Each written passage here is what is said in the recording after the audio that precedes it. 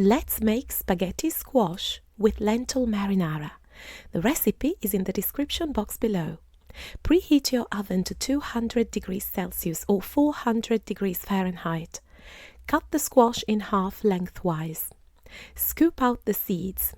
Drizzle the squash with olive oil. Season it with salt and pepper. Place the seasoned squash on a baking tray lined with parchment paper. Roast for 35 to 40 minutes in the oven. Cook the chopped onion in a pan with a little olive oil for about 5 minutes. Stir in the minced garlic and diced carrot and cook for another 2 to 3 minutes.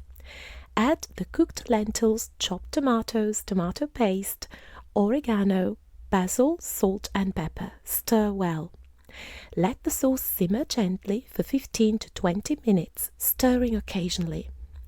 You can add a splash of water or vegetable stock if the sauce becomes too thick. Remove the squash from the oven and let it cool slightly. Use a fork to scrape the flesh into strands, making spaghetti squash. Divide the spaghetti squash strands into bowls and spoon the lentil marinara over the top. Garnish with fresh herbs and serve warm. Enjoy!